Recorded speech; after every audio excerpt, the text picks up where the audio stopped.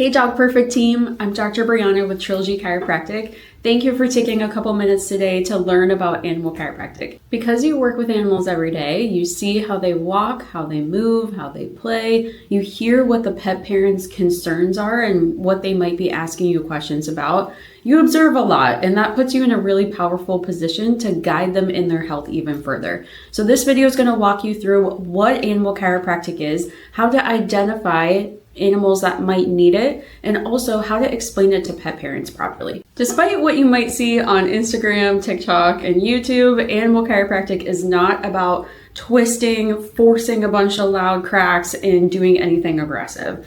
It is all about assessing the joints of the spine, the pelvis, and the rest of their anatomy to make sure everything is moving like it should and not putting pressure on the nervous system. What happens is that when two bones misalign, it's going to put pressure on the nerves that are directly exiting from the spine.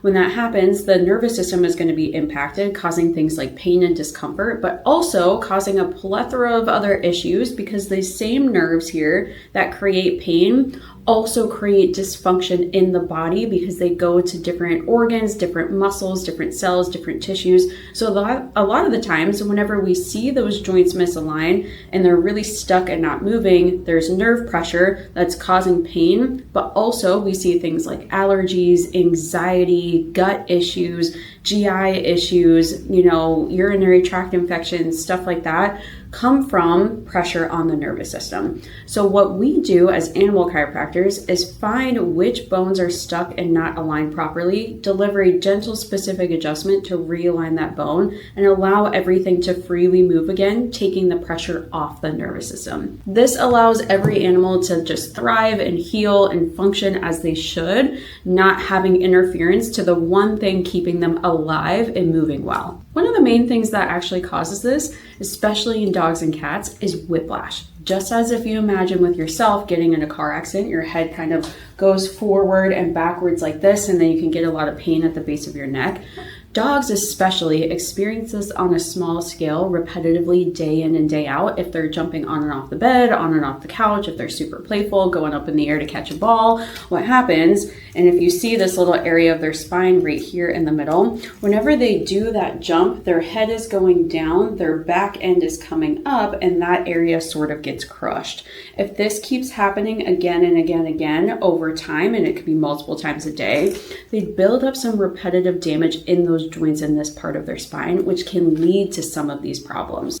Here are some signs that a dog might be a good candidate for chiropractic care. Number 1, stiffness after lying down or waking up. If they need a few minutes to get moving, that's worth noticing. Number 2, hesitation with jumping, stairs, using a ramp, getting in and out of the car, going on and off furniture. Number 3, these are some signs of some more obvious movements. A limp, a waddle, head being tilted, dragging paws, or really uneven movement. If they're compensating, obviously overusing their front end, their back end is really weak and sagging down. All of those things, general mobility issues that are obvious to see, that's a big one. Number 4, sitting sloppy.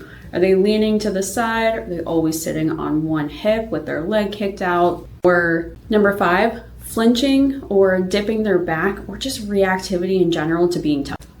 This is a sign that their nervous system is hypersensitive, and the only way to regulate it is figuring out where that sensitivity is coming from, likely from pressure being on the nervous, which is exactly what we help. Number 6, excessive licking of the paws, especially if it's just one. If you're noticing staining on one of their paws from licking a lot, or if it seems like suddenly out of nowhere they're just really licking their paws a lot, it can actually be from a nerve sensation. Either it's pain, almost like a sciatica, if you can imagine that, or it can also be like a numbness or a tingling, and licking is their way of coping with that sensation. Almost like if we kind of bang a hammer on our finger, our first reaction is to shake it out. They don't know how to cope with those sensations, so their way of doing that is by licking. So if you're seeing a lot of staining, or the pet parent says, yeah, out of nowhere, they're just licking their paws a lot, whether it's the front, the back, all of them, or one specific one, it's a good sign that maybe something else is going on and it's not just pollen or allergies.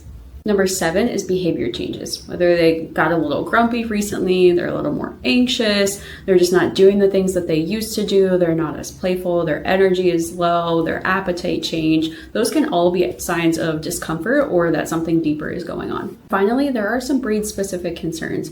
You commonly hear of back end or hip issues with German Shepherds, or you hear of IVDD and disc problems with Dachshunds, Corgis, French Bulldogs. That is a really common thing that we see, and we can actually help them alleviate those discomforts and alleviate those pains without having to go through lifelong medications and surgery. So not that that's not an option, but it's always a good first step to go the conservative route first and see if just gentle movement in their spine and in their pelvis can make a big difference for them. One of my favorite ways that I like to explain chiropractic to people that maybe don't know what it is if you imagine the microwave in your kitchen isn't working, but then you realize the power's out in your kitchen. Are you gonna go and replace the microwave because it stopped working? Or are you gonna go to the breaker box and flip the switch and turn the power back on in the kitchen? Probably the second one, right? It's exactly what we do as chiropractors. We flip the switches in their spine to allow their nervous system to function as it should. And that gives all of the movement, all of the function back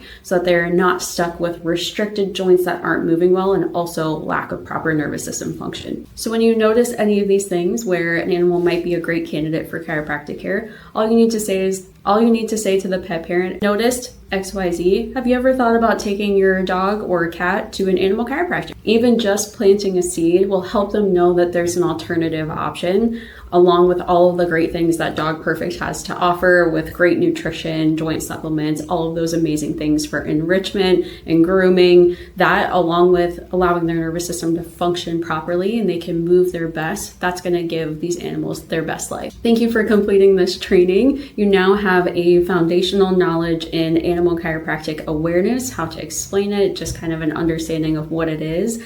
And more importantly, you are better equipped with helping animals live happier and healthier lives. We appreciate you, Dog Perfect team. Thanks for being a part of the mission.